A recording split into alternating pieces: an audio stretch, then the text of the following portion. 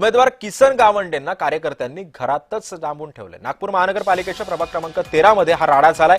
AB form परत घेण्यावरून कार्यकर्ते चांगलेच आक्रमक झालेत। गावंडे किंवा होले यांच्यापैकी एकानं उमेदवारी अर्ज मागे घ्या असं भाजपचे कार्यकर्ते आणि माजी आमदार सुधाकर देशमुख यांनी मागणी केली आहे। तसं बघायला गेलं तर नागपूर महानगरपालिकेच्या प्रभाग क्रमांक 13 मध्ये भाजपचा एबी फॉर्म परत घेण्यावरून कार्यकर्ते आक्रमक झालेत। किसन गावंडे आणि विजय होले यांना भाजपकडून उमेदवारी अर्जासोबत एबी फॉर्म सुद्धा देण्यात आला होता। यापैकी एकानं अर्ज मागे घ्यावा यासाठी भाजपचे कार्यकर्ते आणि माजी आमदार सुधाकर देशमुख यांच्यासह हजारी पहाडी येथील किसन गावंडे यांच्या घरी पोहोचले। मात्र किसन गावंडे यांचा फॉर्म परत न घेता विजय होले यांना उमेदवारी अर्ज मागे घेण्यास सांगावं अशी स्थानिक कार्यकर्त्यांनी मागणी केली। पार्सल हा शब्द चुकीचा आहे। माननीय विजयजी होले हे सुद्धा प्रभागातच राहतात। गेल्या 35 वर्षापासून ते सुद्धा भारतीय जनता पार्टीचं काम करतात आहे। ते सुद्धा निष्ठावंत कार्यकर्ते आहेत। त्यामुळे पार्सल हा शब्द नाहीये। कुठल्या भागावर अन्याय होत असतो। पक्ष नेतृत्व आहे। पक्ष नेतृत्वाला निवड करताना खूप मोठा विषय आहे। 2000 लोकांनी अर्ज टाकलेले आहे। त्यातले 151 निवडायचे आहे। या प्रभागामध्ये 49 लोकांनी अर्ज टाकलेले आहे। त्यातनं 4 निवडायचे आहेत। त्यामुळे असा विषय नाही आहे।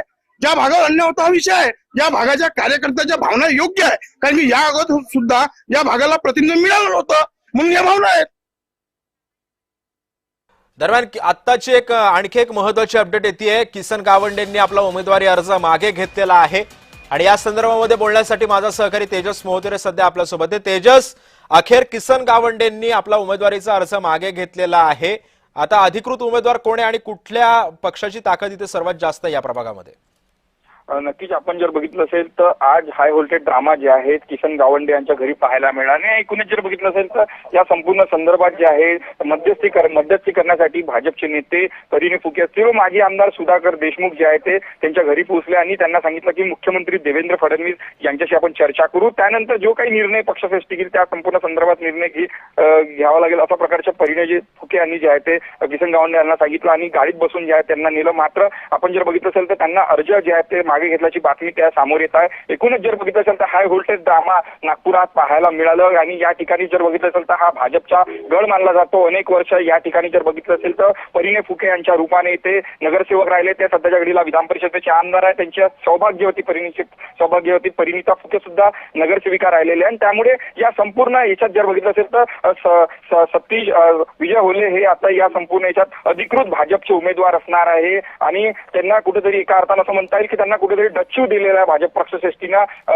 देवेंद्र फडणवीस यांना भेट घालून देऊ, यांच्याशी आपली बोलणी करून दे असं भाजपचे नेते परिणी फुके असतील किंवा माजी आमदार सुधाकर देशमुख यांनी सांगितले। मात्र धरमपेठ झोन आहे, या झोन मध्ये येऊन त्यांना उमेदवारी मागे घेण्यास सांगितलं आणि त्यांनी मागे सुद्धा घेतल्यात। आम्ही पक्षनिष्ठेसोबत राहू असे त्यांची मुलगी असतील, त्यांचे वडील असतील यांनी सांगितलं। 30 ते 40 वर्षापासून किसन गावंडे भाजपसाठी एकनिष्ठेने काम करत होते, बूथ प्रमुख सुद्धा राहिलेले आहेत। अशा वेळेस भाजपचा जो काही निर्णय राहील तो माझ्यासाठी स्वतः राहील अशा प्रकारचे निर्णय जे आहेत ते किसन गावंडे यांनी प्रसार माध्यमांशी बोलताना सांगितले। नक्कीच धन्यवाद तेजस, तू दिलेल्या अधिक माहितीबद्दल। त्यामुळे आपण पाहतोय किसन गावंडेंनी उमेदवारी अर्ज आपला मागे घेतलेला आहे।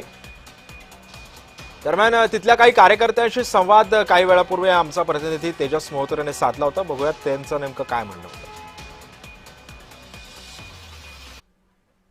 उमेदवारी अर्ज मागे न घेण्याचे आव्हान जे आहे ते कार्यकर्त्यांनी जे आहे ते किसन गावंडे यांनी सांगितलं। थोड्या वेळात पूर्वी आपण जर बघितलं असेल तर परिणी फुके जे आमदार आहेत त्यांनी जे आहे ते देवेंद्र फडणवीस यांना भेट घालून देण्याचे सांगितलेले आहे। त्या सगळ्या संदर्भात आपण बघितलं असेल तर त्यांची स्वतः मुलगी आहे, त्यांची संवाद साधण्याचा प्रयत्न करूया। ताई काय सांगशील? एकूणच जर बघितलं असेल तर किसन गावंडे जे आहेत त्यांचे वडील यांच्या समर्थनात कार्यकर्ते रस्त्यावर उतरले। एकीकडे बघितलं असेल तर बंडखोरी होत आहे, पण त्यांनी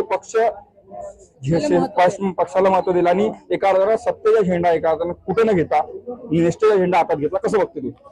मी हे आज नाही, माझी वय 26 आहे आणि गेल्या 26 वर्षांपासून हेच बघते की माझ्या वडिलांसाठी नेहमीच पक्ष भाजपा भारतीय जनता पार्टी ही सगळ्यात सर्वश्रेष्ठ होती, सगळ्यात वर होती आणि त्यांना मी एकनिष्ठपणे भक्ती करताना बघितली आहे, काम करताना बघितलंय भारतीय जनता पार्टीचं।